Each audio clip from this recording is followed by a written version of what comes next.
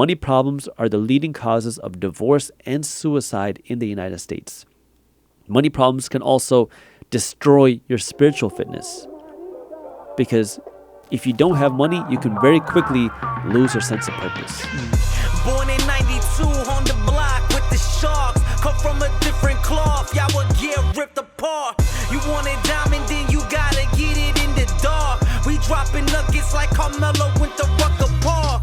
Now we eating from state to state, we scrape the plate. I put my eggs in a basket, took a leap of faith. I took a chance, now we grow and see the impact. Decoding Success with special guests, now let's bring Matt. Yeah, I'm big on the unreasonable hospitality. Just from being I love that in book. You Will's know what's book funny is is so I went to good. make a reservation at 11 Madison Park after reading that book, and then they completely changed. I don't know if you've been all following. vegan, correct? It's all vegan now. It's all plant-based. All vegan. It's very different. Yeah, I didn't end up booking it, but beautiful, amazing book. Yeah. Really enjoyed that. Yeah, it was, one of the best stories that I took away from it was, and this might not be in the book, it might have been a podcast, so I might be confusing it, but he was talking about how when people get engaged at the restaurant, he had a partnership with Tiffany Oh, yep. for the champagne Yeah, glasses, Yeah. gave them to the couple as a gift. Yeah. Like, that to me was... I love those stories, like the hot dog story in the end where they Yes. were like, oh, I People never had wanted a Mexican dirty hot water dog. It's like, whoa, like this, it was really inspirational. Like, there's a lot, Yeah. and this is amazing, man. I appreciate everything you guys have done. Thank you for having me on. 100%. I came from Detroit yesterday. My flight got canceled. I was part of that crew. I just said it. I just said I was it. part of that cancellation crew. So luckily, our flight was in the morning, so we ended up driving. You drove? We drove in. Holy So, cow. How long is that drive? It's about 10 hours, and then hit a little bit of traffic and stops. So we got in, I don't know, maybe we checked in between 10 and 11 last night. So it wasn't too bad. We got fortunate, man, because if our flight was like in the afternoon or evening, it would have been a really rough night. But, Yeah. it was good, though. Well, that's the good thing about you being here. You're going to teach us how to fly private. Yeah, let's do it, man. You're going to teach us how to Let's fly do it. private. Let's do it. You're doing some big things, man. I've been watching your work. Congratulations, dude. On all the trying. success. That's amazing. I appreciate it, as I are love you. it. Oh, well, thank you, man. I was watching a lot of your stuff, so it was really cool to see. I really appreciate it. Yeah, we're trying. There's still, and by no means me saying this, I'm not trying to take anything away from what has been achieved, but like there's still so much room. Always. And, That's because you're hungry, man. I love that. I can even get emotional just saying it. It's like, damn, you want it. Yeah, heck You yeah, want it. I'm going to open it up with that question, right? I mean, we're rolling, so why not? Like, how do you have the desire for what you want in life, but you have to accept where you are Yeah. and the distance between, like, that gap? So that's a very interesting question because it depends on where you are. So for me, it started off from a point of anger, and then it became a point of purpose. So what I mean by that is I grew up in a very traditional Punjabi Indian house. My parents are immigrants from a state in India called Punjab. They came to America with very little.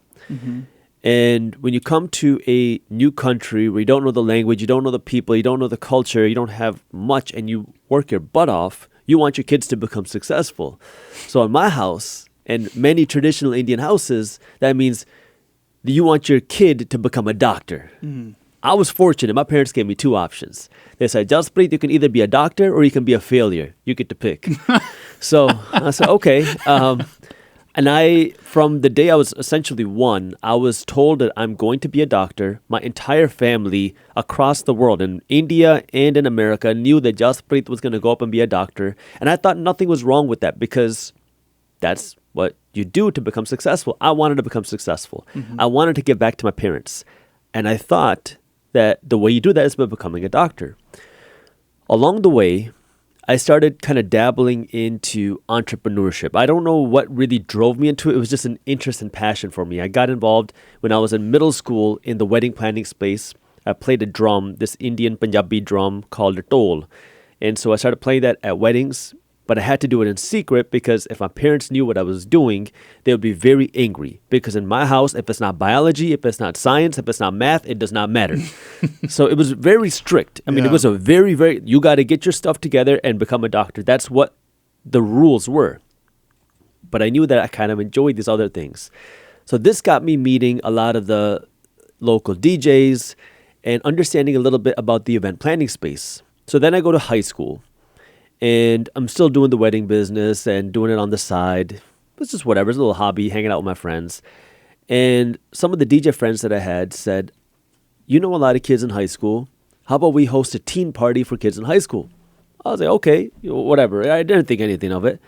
And so the first event was this pretty big event where, it was like this grand opening for a restaurant where the restaurant let us host this party for free. And the end of the night, the DJ and I go to count the money because we had a 50-50 arrangement, and we put out the money for the security and this and that, and we put out all the money, and then we had $4 left over. So I made $2, he made $2. And the funny thing was, I wasn't even upset. Like, I had so much fun that it was like, whatever. Like, it was a good time, man. Like, it doesn't really matter. And so we continued to do that, started to make a little bit more money, a little bit more than $4. And I knew now that I had to go to college, become a doctor, and get serious and become successful in life. This was just a hobby, a pastime for me. So now it's time for me to go to college. I go to college thinking everybody goes to college to become successful and study, and they're doing these good things in life. My parents didn't go to university here, so I didn't know what to expect. I only applied to one university. I had no idea what life was like. Like, I packed up my car and I put like 5 things in there. I put in a microwave, a sleeping bag, a few other things. I didn't even have a towel. And I told my mom I'm leaving. She said, where are you going? I said, I'm going to college. She said, when are you coming back? I said, I don't know. I get a call that evening. My dad said, where are you? I said, I'm at college. I said, when are you coming home? I said, I'm not sure yet. He said, okay, let us know. Like, that's how naive I was. I didn't understand that process. But I get to college. I pull out my microwave from my trunk of my car. And I see everybody is partying and drinking and blowing money that they didn't have. And so now I'm like, well, I don't drink. I'm not a partier, but I need something to do on Friday nights. And I know how to host parties. What if I started hosting club parties? So now I was 17 years old and I had this idea to start going to the different clubs, venues, bars, and restaurants to see if I could start hosting parties here. And when I would do that, I would originally get responses from these venues saying, yeah, you can host a party, but you need a $10,000 deposit, which I didn't have. I'm now 17 years old. But I kept going, and eventually I found this club that said, yeah, you can host a party here. You don't got to pay us anything. Just give us 50% of whatever revenue you generate, the cover charge. Right. So now we're in business. So I started to get going with this, and I started to make a little bit of money. And now all of a sudden I'm realizing, wait, I don't need a degree to make money. I don't need like a particular title to make money. I was going to medicine. I was going down this route to be a doctor to make money. I wasn't doing it for the right reasons. And this now created a lot of controversy in my mind because we need good doctors. We need good accountants. We need good attorneys. People who want to do these things because they love these things, not because they're chasing a paycheck. But here I was going down this medical route because I was promised this dream of financial freedom. But there's a disconnect there because being a doctor and being financially free are two separate things. You could be a doctor and be broke. You could be a doctor and be rich. But it has nothing to do with you being a doctor. It's what you do with the money that you earn. And when I started to learn that, I started to get really upset because I started to learn about money. I learned if you want to become wealthy, it's not how much money you make. It's what you do with the money you make. Sure, more money can help you become much wealthier, but if you can't manage 50 grand, you're not going to be able to manage $500,000. And then I started to realize the social pressures. I realized I wasn't going to be a doctor. I told my parents I'm not going to be a doctor. They were furious. It took my mom more than a year to really accept the fact that her son wasn't going to be a doctor. But I didn't know what I was going to do because I knew I didn't want to be in this event planning business. I don't want to be in this party business because that wasn't me. I I don't drink, and yet here I am promoting this party. So it didn't sit right with me morally. So it wasn't something that I wanted to do. It was a hustle for me at the time. So now I go on this quest to figure out what I want to do. And I tried a lot of things. I started investing in real estate. I got my real estate salesperson's license. I started wholesaling real estate. I started selling some stuff on Amazon. And after all these things that I was doing, I realized, well, I like the internet and I wanted to do something scalable. And so I had this idea to start a sock company online because now I can manufacture socks. We're not limited by scale per se. And there's a lot of different things that you can do with digital marketing, which I enjoyed. Now, a lot of things happened during this business. We were scammed during the launch. We saw a good amount of success. And now I entered the sock industry. So to put this in perspective, here I am, this good kid who was studying to become a doctor, who then decides he's not going to become a doctor. And now everybody's like, what's wrong with this kid? Because some people can be very judgmental. And they say, what happened to him? He was this good kid, went to a good school, was doing all these right things to become a doctor, to become a great person in our community. Now he's selling socks on the internet. And so now you have all these people, uncles and aunties, saying, oh, so I hear your son is selling socks now. How's the sock business? And saying it in a very kind of a derogatory way. Yep.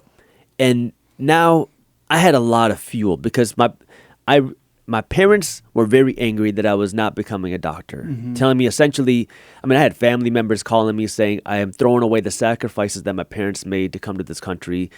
My dad told me if I don't at least become an attorney, that I'm going to throw away all the pride in my family. So I went to law school while doing this. I don't know if I threw that in there. But there was a lot of like, man, I have to show my parents I'm going to do the right thing. My family's like not believing in me. The whole community is now telling me that I'm a failure for selling socks on the internet. And it was a lot of just, I'm going to prove you wrong. I don't know how. I don't know what I'm going to do. But I'm going to work. That was the one. I wasn't the smartest. I didn't have a lot of experience. I didn't have the mentorship. But I had the ability to work hard and kind of go through bad things happening because I went through a lot of scams and kind of screw-ups in the beginning because I was very naive. Yeah. So that was the advantage that I had, was hard work. And that was what drove me in the beginning. So then I was in law school working on the sock business. I got screwed over by this fake marketing company, lost a lot of money. And that's what then got me to create content on how to launch a business without getting screwed over. I created a class on Udemy. I charged like $7 for it. And I did it under the alias Minority Mindset because my whole thinking was you have to think differently than the majority of people if you want to have something that the majority of people don't have. And so people liked it. And they said, hey, Jaspreet, can you create an Instagram page, create some social media? So I created an Instagram page. That Instagram page then would get comments of people saying, I really like your content on how to build a business and how to manage your money. I was just talking about random stuff, things that were interested to me. And I said, well, I don't want to start a blog because English is my second language. You're not going to like my blog, but I can talk. So I started making YouTube videos. So now I'm in law school. I'm building the sock company. And then I started making YouTube videos on top of that. And slowly the YouTube channel started to grow. I didn't do it to make money. This is before there was monetization requirements on YouTube. You could monetize any content right away. And I had like 10 to 20,000 subscribers at this point. And my friend asked me, how much money am I making on YouTube? And I look at him, I say, what do you mean? He said, from your ad revenue and YouTube, how much money are you making? I'm like, what are you talking about? And he goes into my back end and he goes, if you push this button right here, you'll start making money. I was like, oh. Push it. I didn't know that. Let's hit that button. And then the channel started to grow. And that then became the thing that I really started to enjoy. I stopped doing the sock business. I put all my time and energy now into the YouTube channel. And I graduated law school. Never worked a day as an attorney. And then the YouTube channel then became the foundation for what I run now, Briefs Media. That is the company, my full-time job is running Briefs Media. Minority Mindset is what I call my hobby. But then, at this point now, I've achieved a good amount of financial success, where now that anger of I'm gonna prove you wrong was no longer really there. And so now I was like, well, what's my drive? Why do I keep doing this? And then it started to evolve. It went from that anger of like, I am going to become successful no matter what. I'm going to make your kids want to work for me. I'm going to create this thing. And then I started getting very fortunate to be on, the TV. I was seen on a lot of news places. And then those same parents started calling my parents, I saw your kid on the news doing this and that. Of course. And so now I was like, well, now that anger's not there. And that's where the purpose started to come up, because I started to realize the real value of this financial education, of understanding the financial news. Because when I started learning about money, I would go to places like CNBC and other financial news places, but it was very confusing. Like if you hear the 10-year yield has fallen by 40 basis points, to the average person, that means nothing. But how do you understand that? So we created something called Market Briefs, which is a free financial newsletter, which breaks down the financial news in a way that somebody like me could have understood 10 years ago when I didn't know much about money. So it's like catered to the regular person who wants to be better with their money, who wants to understand what's happening in the financial markets. And it's free. That way you can understand what's going on. And it's a daily read. It's a free daily newsletter. Yeah. So we started with Market Briefs, and then we grew to other products from there. But then it became a purpose-driven as opposed to that anger. I'm going to kick your butt. Prove you wrong. Yeah. Long answer to your short question, man. Well, I'm curious to know, there's a lot to unpack here.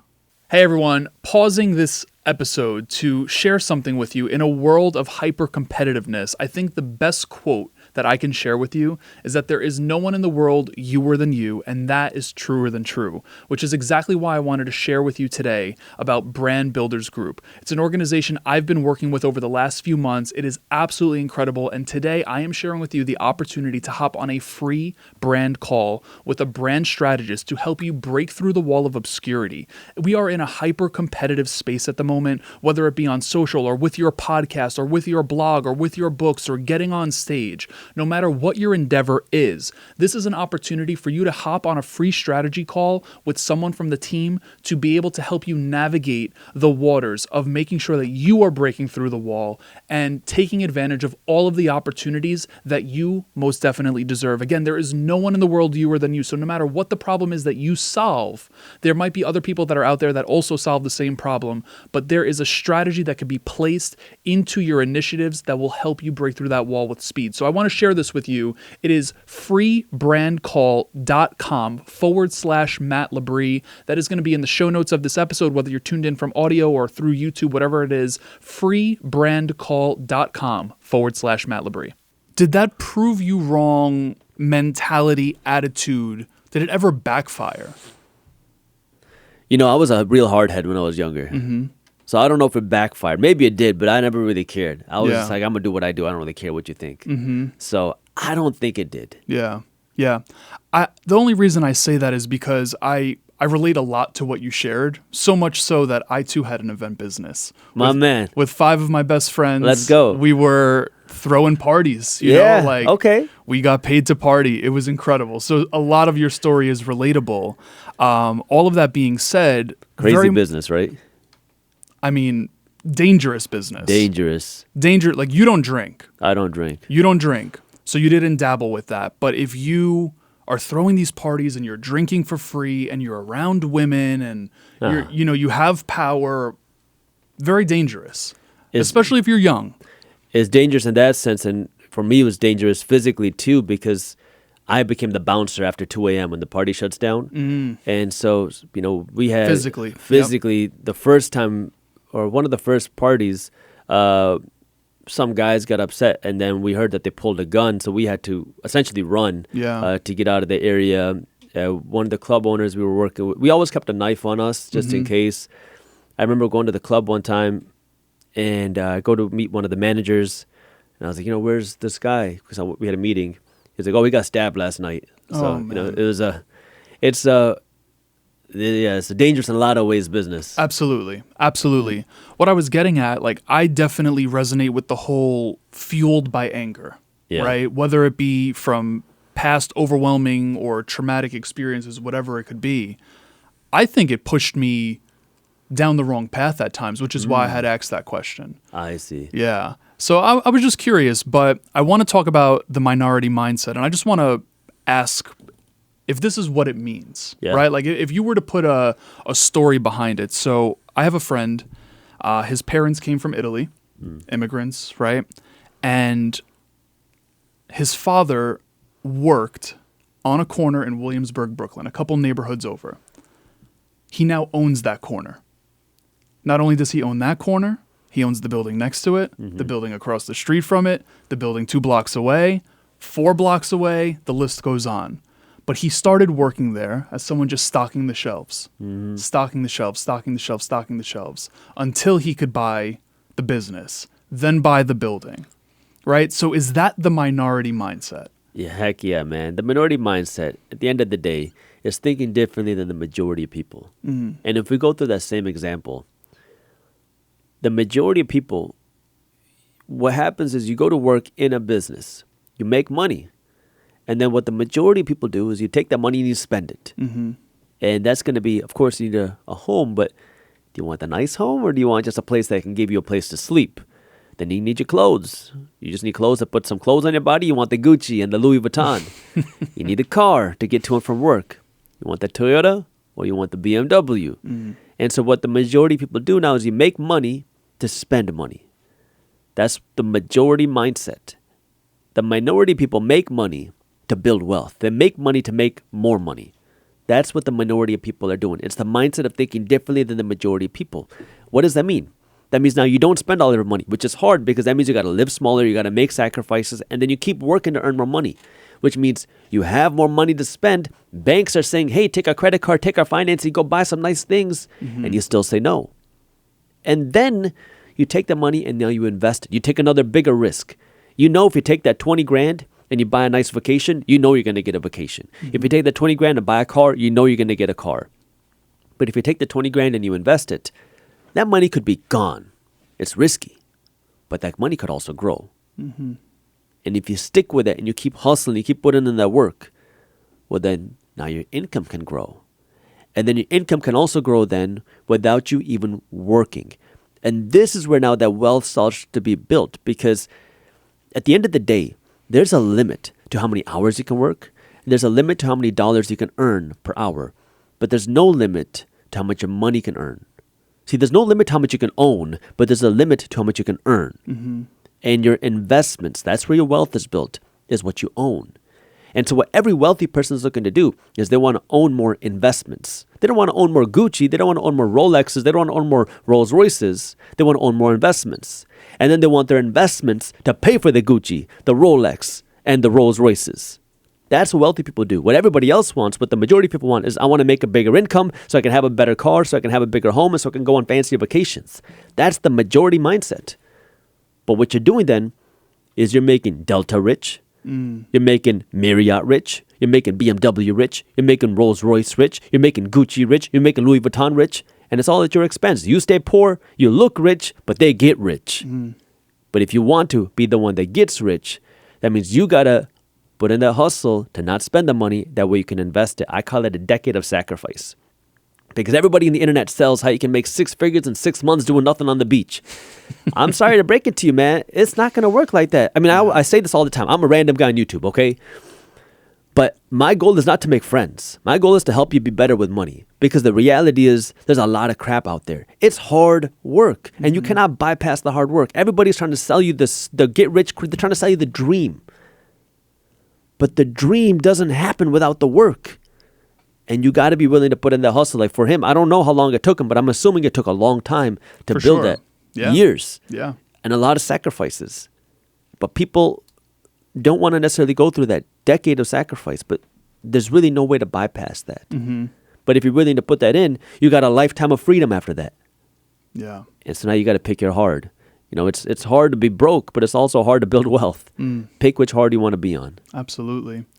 What's your advice to sacrifice when we have that primal urge to fit in? When we have that primal urge to go buy the bottles at the club, or like you said, the BMW or the Gucci or the Dior or whatever it is. Yeah. Like, there's a level of acquiring that allows us to fit in. I would also say there's a level of what does that do for us, right? Does it give us some form of status that we're looking for? But like in this world where everything's online, right? You're taking pictures in your new outfit, wearing your new bag, wearing your new shoes. How do you sacrifice when you have that urge and that itch to like, see me too, you know? Well, I think everybody starts there. You know, when I first started making money, I made money and I would buy a nice watch. I would make money and I would dump it into my car. Like the first expensive purchase I made was a $1,000 watch. I was in high school. Oh my God, I was so excited to make this purchase because it was studded out. Crystals everywhere. I mean, it was like flashy beyond belief. Like you needed sunglasses to look at this watch. Yeah. $1,000 down the drain. Then I would make money and I would dump it in my car. First thing I did was I put some new rims on my car. Then I put some tints on my car. Then I put some HIDs on the car, HID lights. Yep. Then I put in 2 12-inch subwoofers in the trunk. Then I upgraded the sound system. I mean, I put in a lot of money. And then I had like $4,000 in the bank. And I remember this is a long time now ago. And I called my cousin and I said, yo, guess what I'm going to do? He said, what? I said, I'm going to put Lamborghini doors on my car. I was driving a Toyota. He said, what? I said, yeah, I got the money. I talked to this dealership, or not dealership, this guy. And he said he can upgrade my doors so they open like this on my Toyota, like a Lamborghini, the butterfly doors. And my cousin, thank you. I really appreciate this now, Robbie. But he sat down with me and he did not let me put those butterfly doors on my car. He said, you're an idiot. You're stupid. I'm not letting you put this on your car. I said, okay. And then eventually I didn't do it. But that was my mindset too. For me, the thing that changed it was, number one, knowing what I want in life. And number two, making sure my goals align with my actions. I knew I wanted to become successful. Like I wanted to become financially successful. I wanted to give back to my parents. I wanted to give back to my community. I wanted to have freedom. Like we didn't grow up poor. My parents were well off after they kind of established themselves here. Like we never worried about money or anything like that. So I don't want to give that false impression. But I knew I wanted to give back to my parents. And so I knew I wanted to have this financial freedom. But I just didn't realize that, hey, you could build wealth by using your money smartly. Like that was never taught to me. I did good in school. I was checking all the boxes. I got good grades, but I never learned about investing, financial freedom, building wealth. And so when I learned about this, it was like a light bulb went off. I'm taking my money and I'm giving it to everybody else, but I'm the one that's staying broke. But if I just do it differently, if I make some sacrifices, I could have more wealth and then I could have more freedom. Sign me up. That was important to me. And because that was important to me, I went all in and I made a lot of sacrifices from then on. And now you got to decide what's important to you. For some people, building wealth is just something you say. It's not something you actually want. For the people that actually want it, once you understand this, you're going to change your life because you realize I am killing my chances of building wealth in this lifetime. And if I want to do it, I'm going to have to make some serious sacrifices. And until you feel some sort of pain to make you want to have that, you're not going to want it. And so I can't sit here and say, you need to become wealthy because it's good for you. I mean, it's like me telling you got to become healthy because it's good for you. Until you actually want it, right, you're not going to do anything about it. So I can't say you should want it, right? That's going to be up to you and your life decisions. Because the funny thing about America is it's the land of the free. You're free to build wealth. You're also free to be broke. You're free to go in debt. You're free to be smart with your money. It's your choice. And those choices, unfortunately, compound because many times we don't see that pain until you go through a lot of bad financial decisions and then it becomes hard to get out. But if you can start learning these things sooner, you can avoid that pain. And if you're in a financial hole, you can get out, but you're going to have to make even more sacrifices because of that. Absolutely. Because unfortunately, the system profits when you're financially educated. The system is designed to profit when you're poor. Which is why it's so important for you to get financially smart, build your wealth, take care of your family, take care of your community, because nobody else is going to do it. Yeah, absolutely. How do we find balance in being able to manifest the things that we want? For example, right? This is what I mean by that. How do we find balance in going on vacation, maybe staying at a less expensive hotel, but renting a car that we really dream to have, right? So maybe you go on Turo and you rent the Lamborghini, right? You sacrifice the hotel, but you really want to feel what it's like to drive that car. You really want to feel what it's like to go to this place or eat at this restaurant. How do we find the balance of being able to feel the things we desire while also making the sacrifices we need to become wealthy? I don't think that you do. I think you got to figure out what's important to you first. Okay. Life is a matter of priorities. You get what you prioritize, not what you want. When I started my journey of, we'll call that financial education, that was my priority. I mean, I was going to school, doing a lot of things, but I made sure I got up early. I worked on my business. I made sure I stayed up late, worked on my business. I made sure I worked on weekends. Like, there was no concept of a weekend or a holiday or taking a day off. It didn't matter if I was sick. It didn't matter if I worked. Yeah. Because that was the only option to me then. And that imbalance then brought me the ability to have balance. When I was, for the first close to 10 years of, we'll call it a hustle, trying to figure it out, I didn't take a quote-unquote vacation with the money that I was making. I had this running joke that I won't go on a vacation unless I'm getting paid to go on vacation. And what that meant was I was working in the event planning business with weddings as well. And sometimes bride and groom would pay to fly me out somewhere and be with my friends, right? Because you're doing it with your boys. And so we would go out to somewhere to go work at someone's wedding. That was my quote-unquote vacation.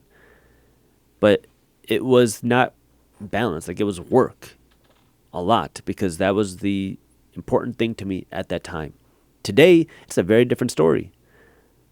Now, I like traveling much more, and I can afford to. But it wasn't always like that. And in my 20s, I wasn't doing, like, my first real vacation came probably when I was 29. Right after I got married. Where'd you go? Well, my wife and I traveled a lot. So we got married. I was 29 when I got married. We had traveled a couple times before, but it was for work. Like, I was going to a show, or I was going to like Dallas for a news whatever. So it wasn't like a real vacation. It was going for work. Then after we got married, we started living in Airbnbs to work in different parts of the country. Because it was also pandemic time. This is, whatever. How old am I now? I'm 32, I love when those questions right? pop in so, my mind. I forget. But it was, so we're talking 2021, I started really traveling. Yeah. And so now we're living in Airbnbs. We lived in Chicago. We lived in SoCal. We lived in Manhattan. We lived in London. We lived in different parts of Europe. Like, we lived in many different parts of the world. But I wasn't doing that when I was 22, 23, even though I probably could have bought it. Maybe not necessarily afford it comfortably, but I probably could have purchased these things, especially with the help of debt. But I wasn't doing that until I knew I was very comfortably able to do that. So do you feel like you're still in your decade of sacrifice? Man, I have been fortunate. So my company, Briefs Media, now we are doing well. We have a nice office in downtown Detroit. We have a team of employees. We've seen a good amount of success. I'm in a phase where we're trying to build, and man, that's what gets me excited. Like, I work a lot, but I love what I do. Like, I think I actually had this question with a friend of mine the other day. Very similar question. Is like, so what would you consider retiring? And I'm like, dude, I feel like I'm retired right now, but I work a lot, like, because I love what I do. Like, my wealth is really in my real estate. I am fortunate to have a strong real estate portfolio that pays me every single month. That's my number one investment.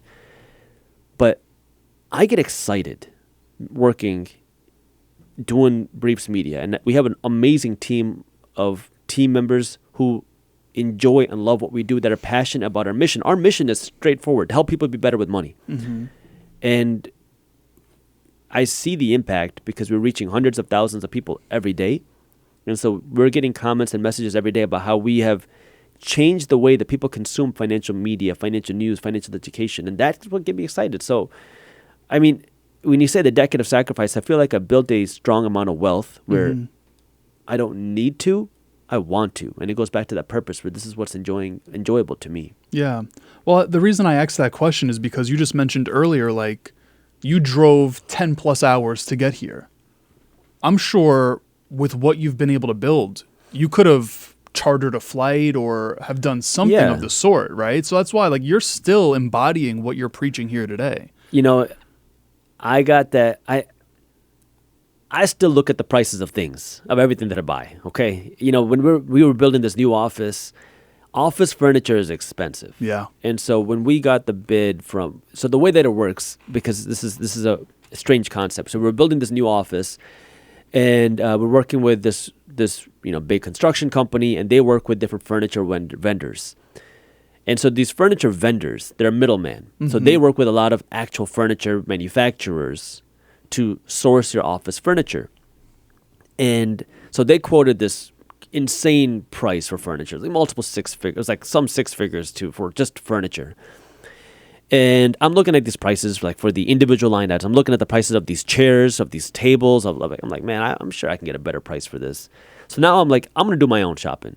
And so I start reaching out to conference table vendors. I start reaching out to two different office chair vendors, because I need different chairs in the conference room versus this area. I want different types of tables here, here, and here.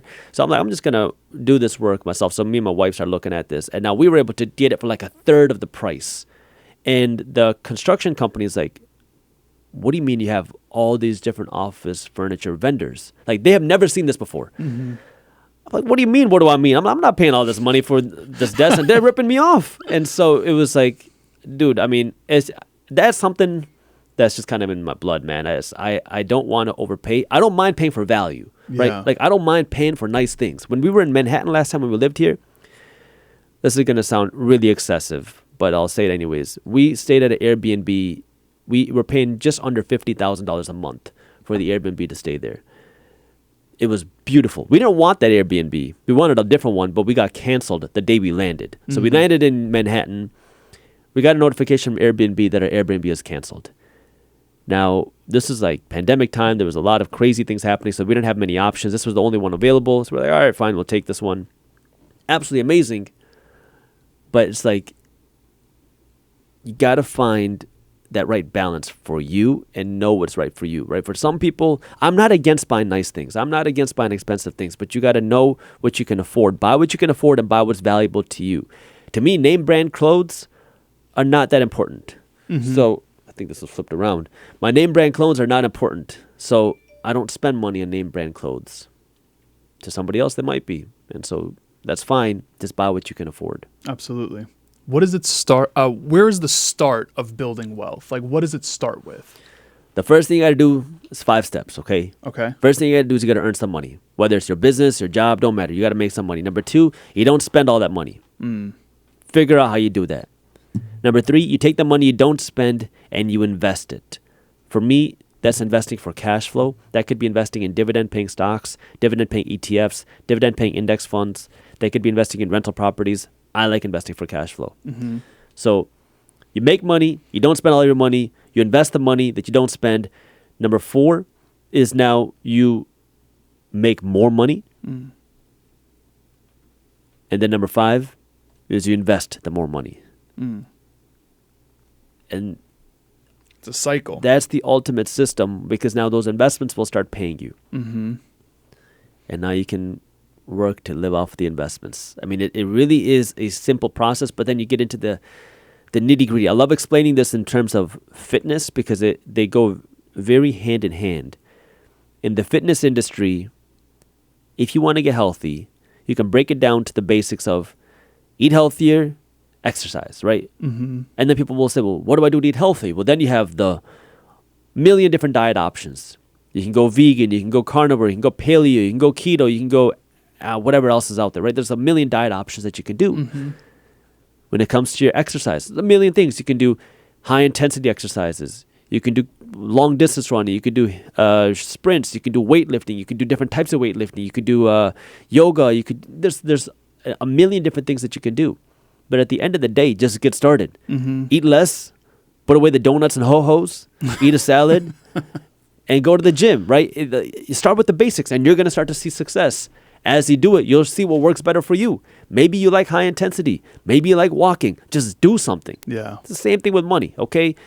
I'm not one of those people that say you have to invest in real estate. You have to invest in stocks. See, my goal is not to create a whole bunch of sheep. I want you to be financially educated because what's right for you isn't necessarily right for me. Your goals are different than mine. Your risk tolerance is different than mine. Your work ethic is different than mine. Everything that you want is going to be different than me. Mm-hmm. So if I say buy this thing, it's based off of my knowledge and my experience, which may or may not apply to you. But you can build that financial education, and now you understand, okay, what are the things I have to do? I got to stop spending all my money. All right. Then I got to invest my money. Okay, where?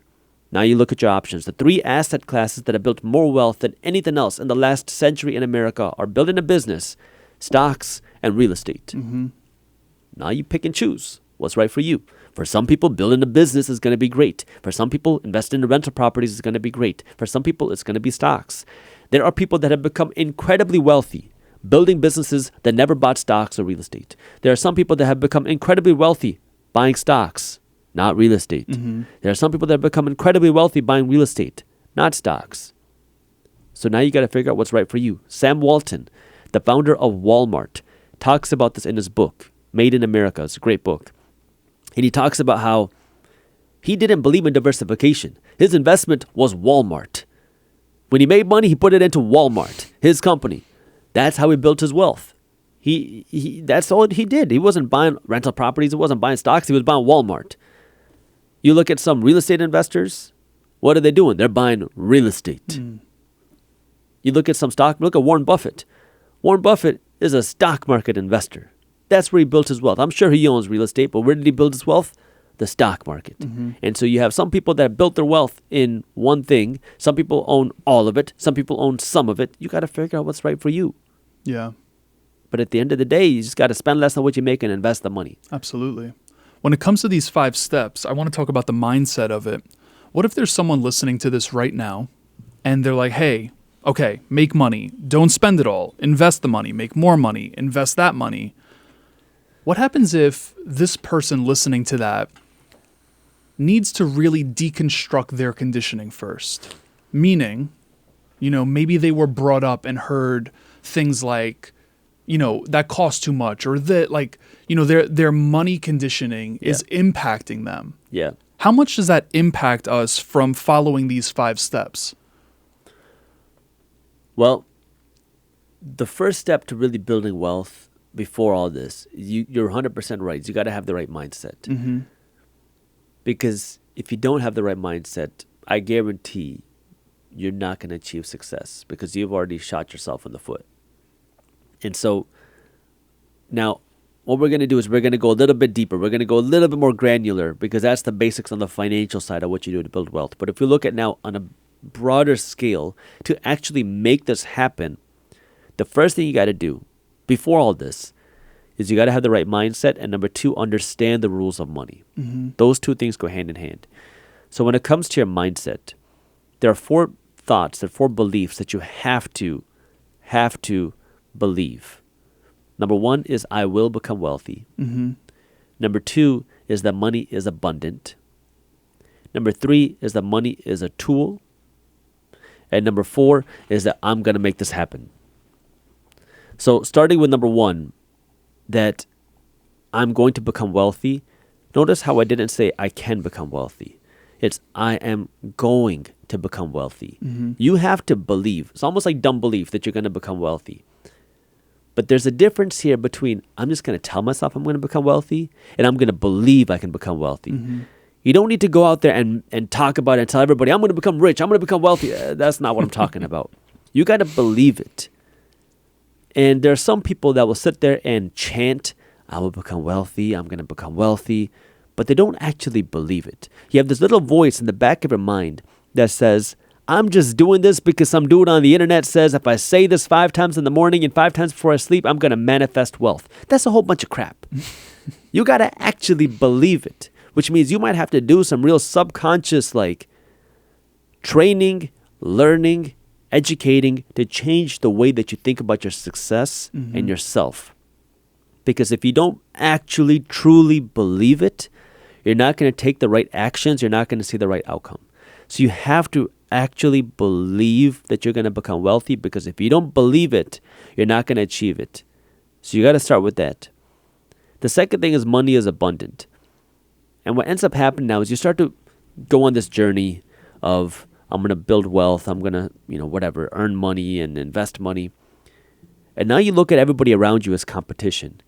If you have money, that means I can't have that money.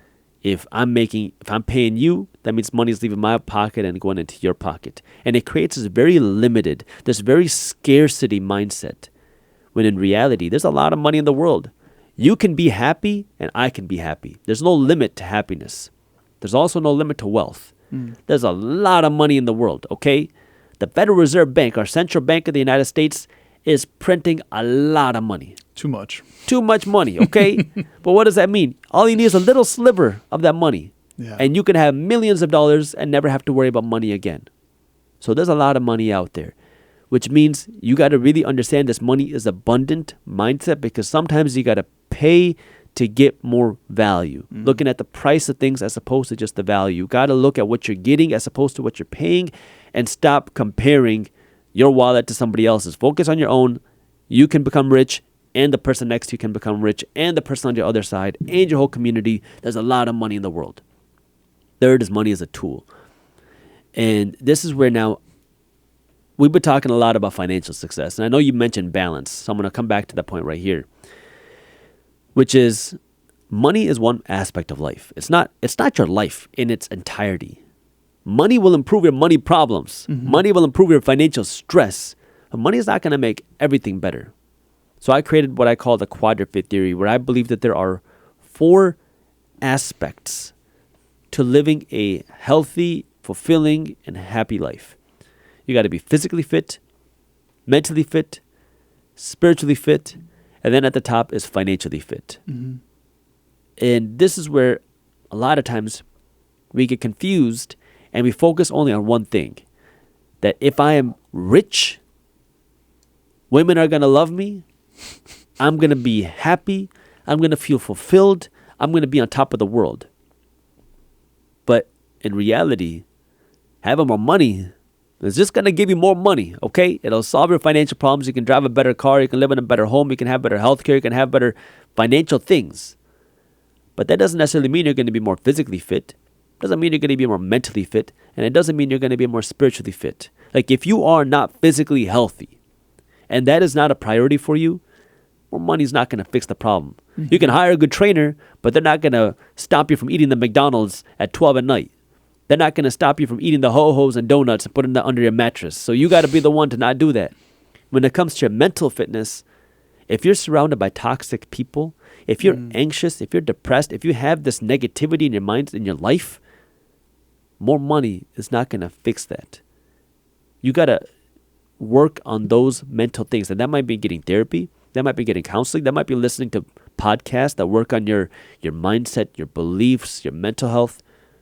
There's a lot to do here. I mean, this is a real thing. You got to take care of this and feel happy, because if you're basing all of your happiness based off of how much money you have in your bank account, you're setting yourself up for a life of misery and a life of disappointment.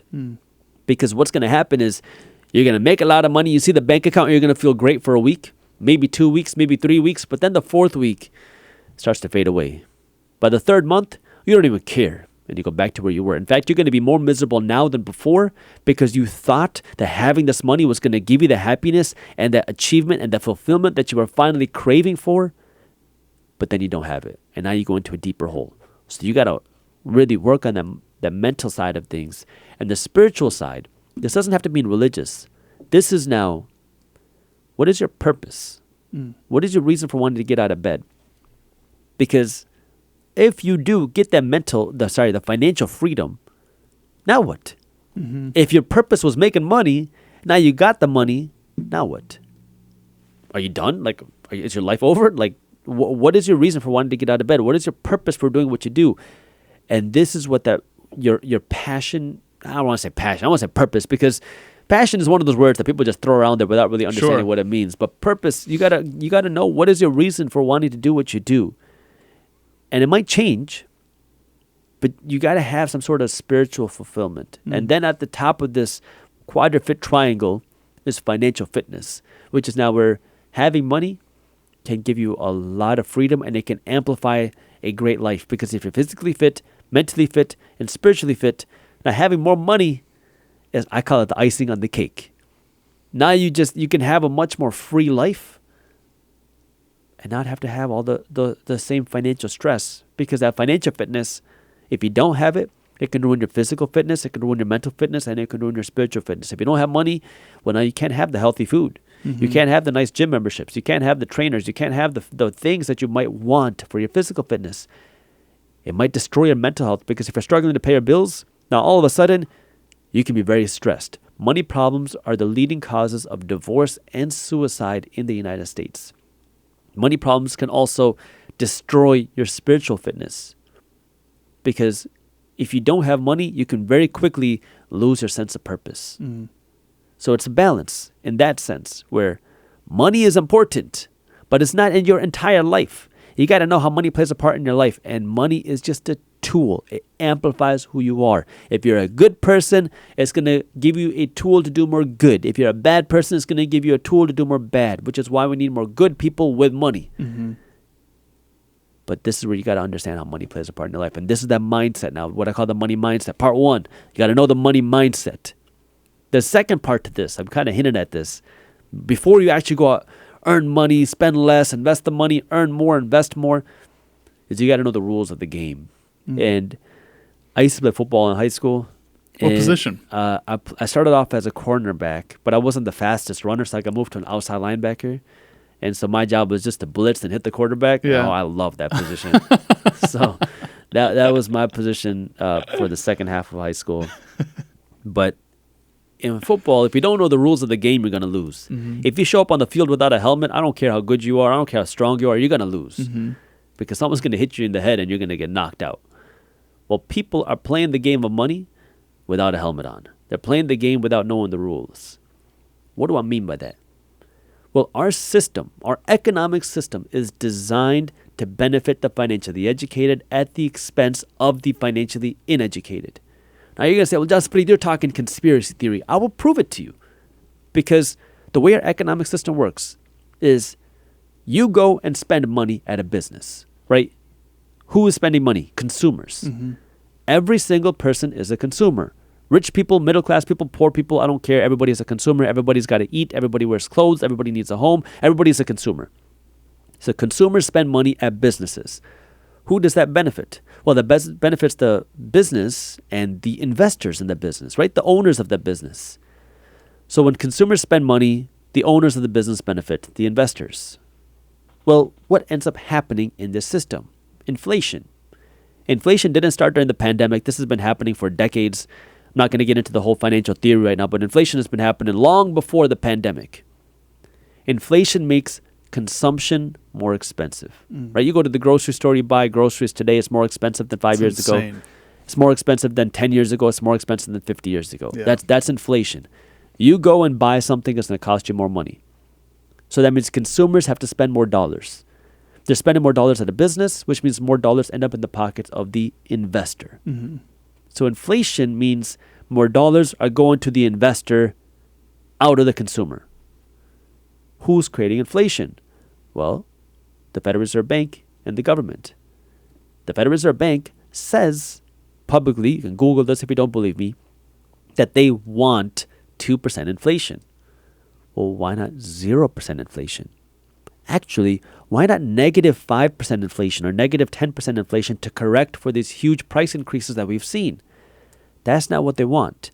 That sort of deflation is a nightmare for the central bank. It's a nightmare for the government. The reason why is our United States government has $35 trillion worth of national debt. Inflation is good for the government because that means they can pay back this debt with cheaper dollars. So the government and the central bank want inflation. Who does inflation hurt? Consumers. Everybody is a consumer, but only some people are investors. So inflation is benefiting the investors while hurting everybody else. But that's just the beginning. As an attorney, who's not your attorney, I can tell you that our tax code is also designed to benefit the investors, not the average person. What do I mean? Our tax code is broken up into 3 buckets. You have earned income, portfolio income, passive income. Earned income is the money you make from your job, your W-2 income. Portfolio and passive income are 2 different types of investment income. Well, your money that you make from your job is taxed at a higher tax rate, and it's also given the lowest tax write-offs, the lowest tax deductions. So if you make money from your job, you're going to pay the highest tax rates and get the lowest tax write-offs.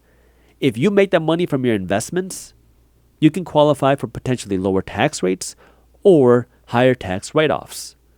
So if I make money from my stock market investments, I'm going to pay lower tax rates than if I made the same amount of money from my job. Mm-hmm.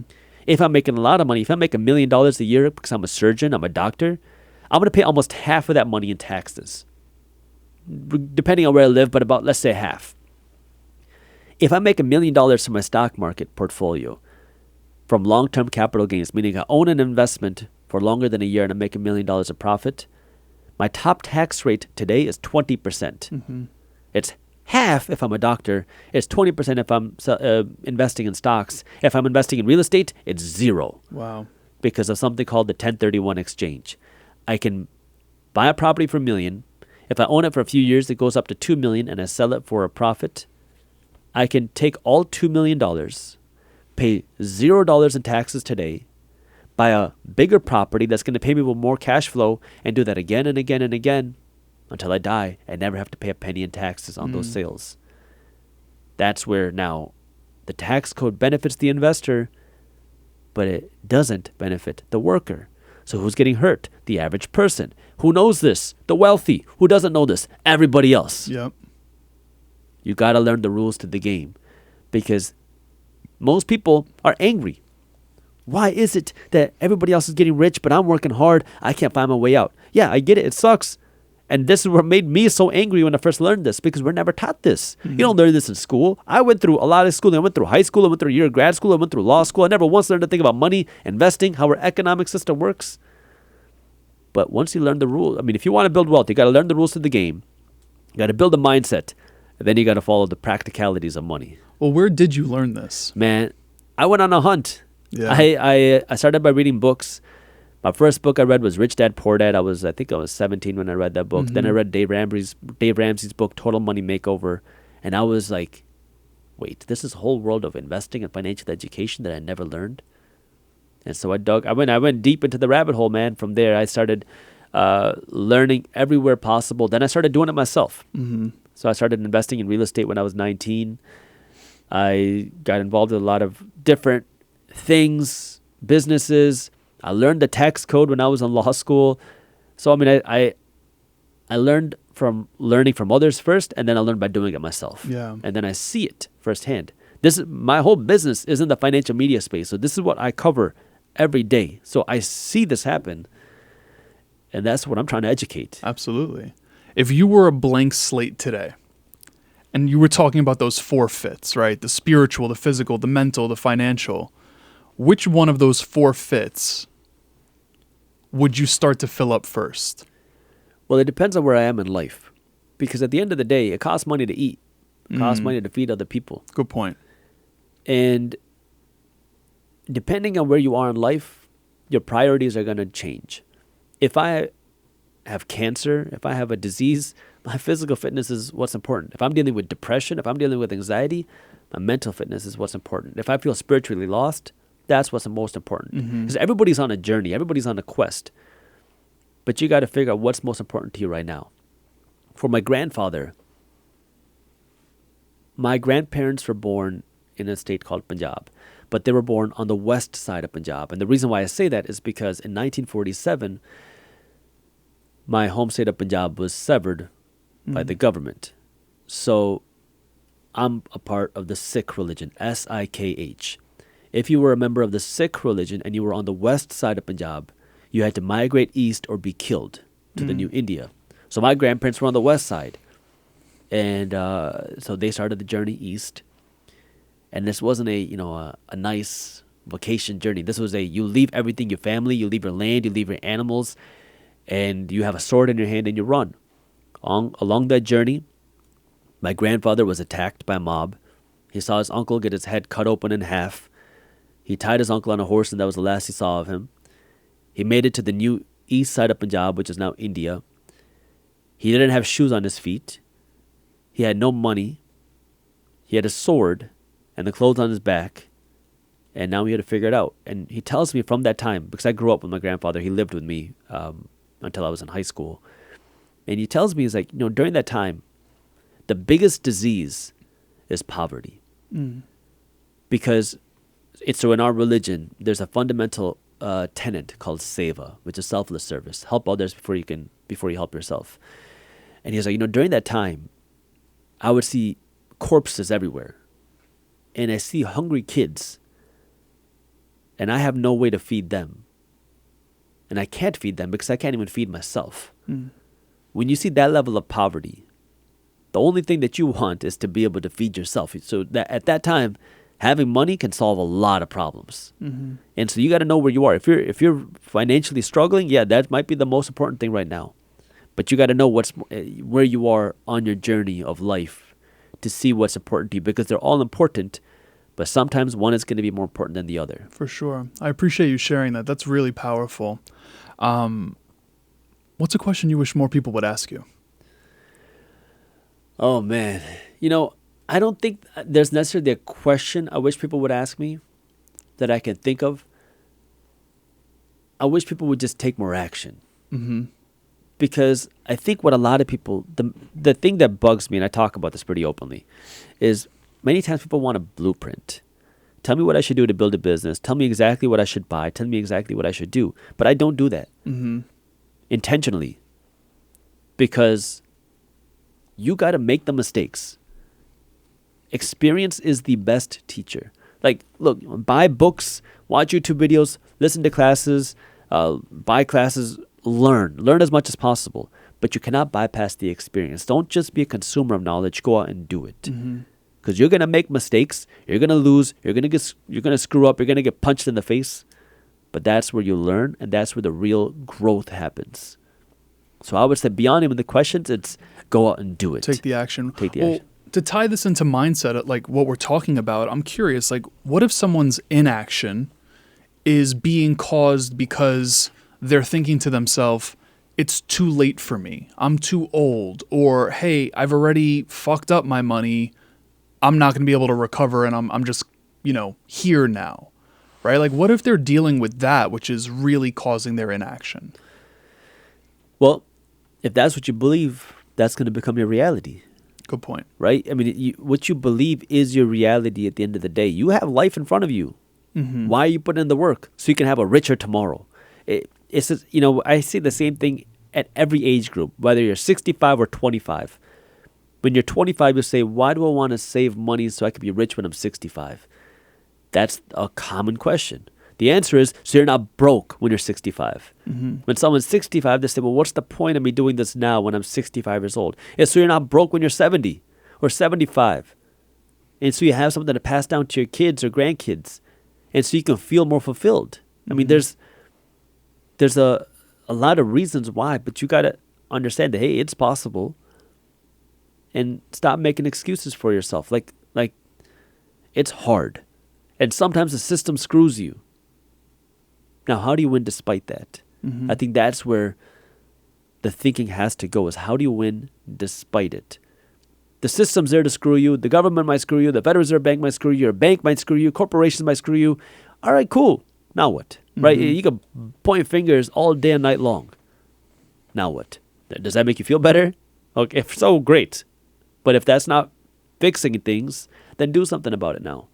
And I think that's where, it's like, you got to be practical and figure out what's actually going to make a difference in your bank account and make a difference in your ability to build wealth. And, and I'm going to go back to what I was saying before.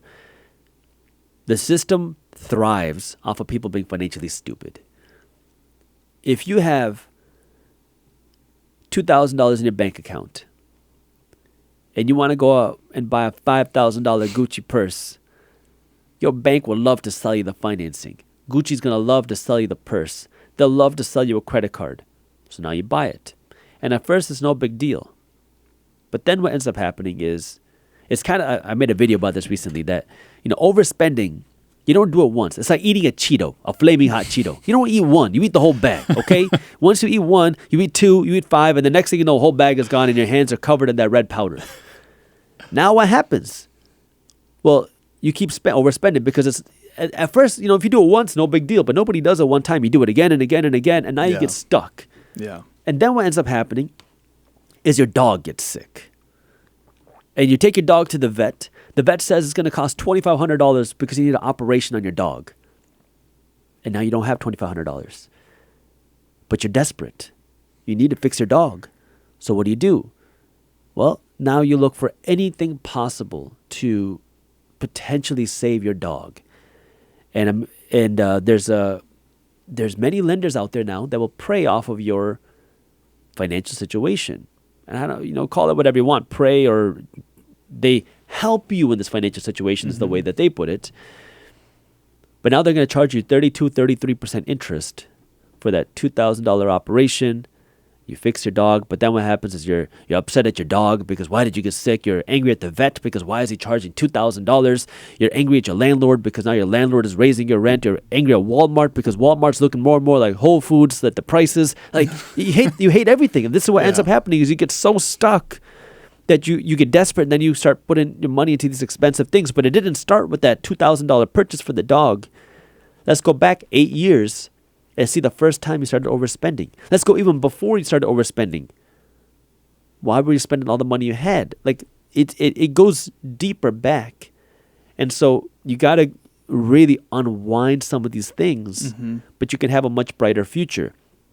And it's the reason why I say is you're the one that's making other people rich is because that 32% interest APR on these high interest like payday loans, on these really subprime loans, on those high interest last chance debts is so expensive. But I don't think people really understand how much 32% interest is costing you. Because if I had an investment that's making me 32% and I could invest $100 a month from the age of 21 until 66 and get 32% a year, I'm not going to have $1 million or $10 million or $100 million or $500 million or $700 million. I would have over $1 billion from $100 a month investment just because I can get that 32% return. But you have a lot of Americans paying that every single day. You're making them rich at your expense. Yeah. And this is look, I want to shake some people. Stop doing that. Make yourself rich first. And if you can do that, you'll have a lot more financial freedom. What do you feel like are the top 3 money mistakes people are making? And the reason I'm asking that question is because I heard you were talking about financing, and like you can go on any website right now and see Klarna or I don't even know what it's called, right? Yeah, like Credit Karma. Right? Like all of these things, like you can go on Gucci and literally finance something. Affirm, right? There you go. That's another one. So like what do you feel like are the top 3 money mistakes people are making today? So we'll talk about that one first because I think that buy now, pay later, or as I like to call it, broke now, broke later, is such a, man, it is such a painful thing to see because so in the generations before millennials, credit cards were the new thing. And it was like, oh, if you want to buy something, you don't have the money, use credit cards and your credit card can buy you whatever you want. And there was a layer of friction that is not there with the buy now, pay later because that credit card, you have to go through the qualification process. You're going to be paying this interest rate and you'd have to go and make a purchase, go to a store. Now with buy now, pay later, it is frictionless. It is connected with the merchant at the checkout on your phone. So you go to the Gucci website just to browse around. You see a nice watch. You see something. You go say, I wonder how much it would cost. You go to the checkout page and it says, buy it in 5 easy installments, 10 easy installments, 0% APR. Oh, that's pretty nice. And so now it becomes much more accessible. Instead of paying $1,000, you're paying $100 today. $100, I can afford that. But this ends up screwing so many people. The reason, look, let's think about this practically. There's a cost to borrowing money. If there wasn't, your bank's not going to charge you money to get a mortgage. So how are these companies just giving you this money, 0% APR? There's got to be a cost. And if you don't know who's paying the price, then it's you. And that's what's happening with 0% APR. The reason why these are such profitable industries. They're so profitable is because people don't even understand how it works. Because the first thing that happens with 0% APR is you're going to buy more stuff. This has been proven. Because now instead of making a $1,000 purchase, you can make multiple $100 purchases today. So now you start buying more stuff. The second thing that happens is when you buy more stuff, you're not going to make the payments in time. And when you don't make the payments in time, you don't get a 5% APR. You get slapped with 29.99% APR. Sometimes 34.99% APR. And now you're paying huge fees, huge penalties, huge interest to these companies. And the stuff that you're buying isn't making you any money. I mean, it's become so common to finance your clothes and now your groceries. It's crazy. It's just normal. I mean, this has become completely normal, which is where now you got to stop being like everybody else. I mean, it's not good. You can't normalize being fat. You can't normalize being broke. There was a article that CNN put out that said Americans have a record amount of $1.1 trillion of credit card debt, and that's okay. It's not okay. We got to stop saying that it's okay to be like hurting. Do something about it.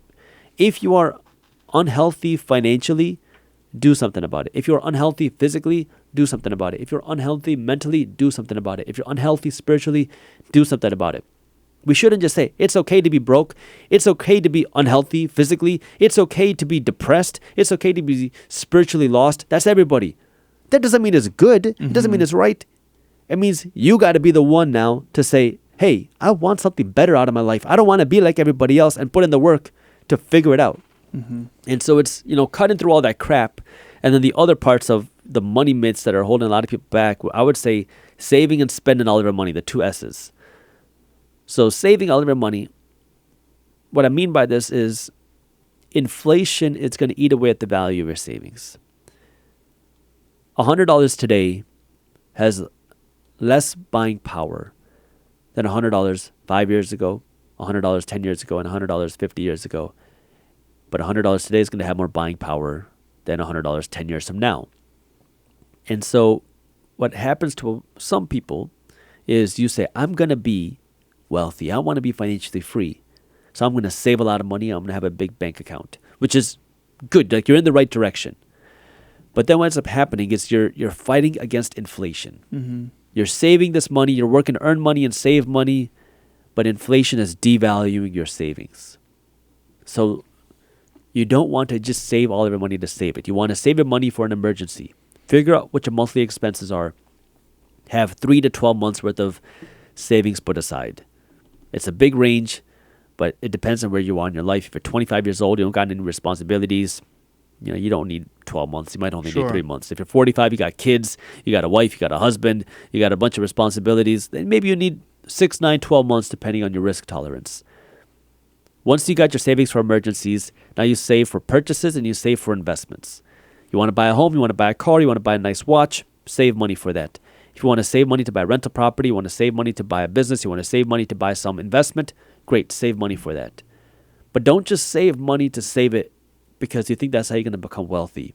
And the reason why I mention this a lot is because I see this in the traditional Indian culture, that saving is that mindset of how you become wealthy, that you save. You put a lot of money in the bank and you think that this is going to give you that financial security so you never have to work again. The problem with that is your savings are losing value. So you want to save strategically. It's better to save than to spend all of your money. But the real way you can build wealth in this system is to be an investor. Yes, there's risk with investing. You will lose at some point. The goal is to make a lot more than what you lose. But you're not going to learn unless you lose.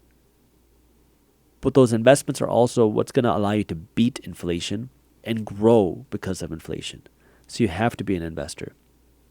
And the second part is spending your money, which is what we've been discussing a lot. 0% APR, buying things. Look, there's nothing wrong with spending money. Just make sure you can afford it, right? Yeah. I want you to have the nice things. I want everybody listening and watching to this. I want you to have all these amazing things that you want, right? You want that BMW? Good. You want the nice vacation? Good. You want the big home? Good. Just afford it first. That's what I want. I want you to build your investments first, build your wealth, and then go out and buy whatever you want because now you don't have to worry about the price. That's what I want. I love that. I can go on for days here. I can. I'm going to ask you a couple of last questions just to respect your time. First one. If I knew what you know, how would my life be different? Oh, wow. Metaphorical, Man, if you knew what I knew, you'd probably have a bigger beard. First thing. I wish I could grow that. I can't grow it that long. No, but seriously, I mean, I don't know exactly what you're doing, man. You're doing a lot of good things. I mean, hypothetically, what are you so confident in what you know that would drastically make an impact in other people's lives? Well, I would say the power of content to leverage building a business. So let's going to completely off topic, but I'll explain this anyways. Please, we're here for it. In the business world, traditionally, if you wanted to build a business, you would have to pay to acquire customers. So, if I wanted to sell microphones, you'd run advertisements on TV to say, I got these great microphones, come and buy this from my store.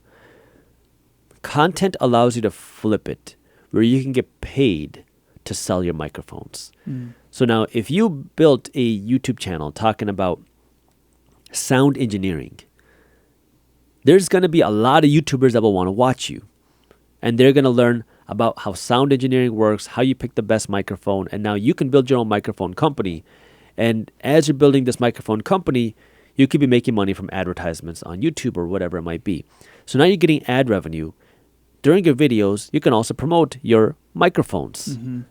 So now, during your promotion, instead of paying to get that airtime, you're getting paid to have the airtime. And now you're going to have a lower barrier to sell your products as well, because the people that are watching your stuff are also probably big fans of what you do. They respect what you do, listen to what you do for a reason. And so your your conversion rates of getting that customer are lower as well. So now you're generating revenue to sell your products. You build your beta audience, your beta testers of your products. And now you can launch this business with much lower cost to get started. So you don't have to go to a venture capitalist or go out and raise debt to raise this business. And even if you need money to start the business, you could raise money from your own audience if needed. Sure. You could crowdfund it. There's companies like Kickstarter out there. So you can pre-sell your products to your own audience. So there's a lot of ways now for you to start this business without selling off equity, without raising debt, to then build the initial customers while getting paid. And then once you start doing that, now you get the feedback, you improve the product, you make it better, and then you can start growing it to a bigger audience without having to go out directly to VCs and selling off a huge chunk of your business. I think this is really now a potential for some people to grow bigger businesses without giving up as much equity or giving up as much potential, taking on as much risk. Because what can also happen is that microphone business fails, and then you start building monitors for your podcast setups and other things, because you realize microphones are not your industry. So you can fail faster and fail with less cost because you've built that audience. I love that. That's powerful. Before I ask you this last question, what should we let people know about? What do you have going on that we should point people in the direction to? Of course, socials. We're going to make sure that all of the socials are there, websites are there, but what else? So if you want to see my financial education content, you can just check out Minority Mindset everywhere on YouTube and podcast. Briefs Media, we have our free newsletter, Market Briefs. You can check that out. You can go to Google and search Market Briefs, or you can go to briefs.co/market. That's briefs.co/market to get a free daily newsletter of what's happening in the financial markets. I guarantee you'll love it. If you don't, you can unsubscribe at any time because it's free. And it's simplified. It's simplified. It's simplified. That's important for me. I mean, I wish I knew like the technical jargon of the financial realm. We break it down so you can understand what's happening in the economy, the housing market, the stock market, the crypto market, and the global markets in less than 5 minutes every morning, even if you don't have a financial background. And you're going to have fun reading it. We get comments pretty much every day. You have people saying, this is the only newsletter I love reading. I have so much fun reading this newsletter because we make it fun. Like we're witty. We'll throw jokes in there. We have fun. Like when this whole CrowdStrike thing happened, I mean, we had our writing team. These people are smart, and they had the time of their. I mean, I understand there's a lot. My flight got canceled too. Okay, I get it. There was a lot of stuff that happened, and they were making fun at me in today's newsletter. They were talking about the CrowdStrike thing again, and talking about how Delta canceled a lot of flights. Trust us, we know our boss had his flight canceled too. So it's fun. Okay, we have fun with it. I love that. We'll make sure that all of that's in the show notes, whether you're on YouTube or checking this out on audio platforms. One last question for you. First, I just want to express gratitude. Thank you, brother. I learned a ton. Appreciate it, man. I mean, I'm over here taking short notes, but like, this is fantastic. So I want to express that gratitude. Now, if you could live to whatever year you want to live to, you accumulate as much wealth, you help others do the same, you flourish in your personal life, in your spiritual life, your physical life, all of it. You check all of the boxes. But you could only be remembered for one piece of advice. Now, I don't want this to be confused with how you want to be remembered. I mean, if I think of Jaspreet and your name pops in my mind, or I come across this podcast and all I could remember you for is a piece of advice, what is that advice? Yeah, I think the first part, what I want to be remembered for is helping others, giving and helping others. Mm-hmm. That's what I would want to be remembered for. In terms of advice, I think it would be more of inspiration than advice. Okay. In the sense that you can become anything you want to be. You can achieve anything that you want. That's really what the whole minority mindset is. Like, there are so many stories of people that have defied all odds to live a life that most people would say is completely impossible. Steve Harvey lived in his car for 3 years after quitting his job at the factory because he wanted to be on TV. I mean, there are so many stories like this. And if I can help inspire people to take a leap of faith, to do something that they love, and put in the work so you can achieve those dreams, that's what I would love for my advice to be. I love that.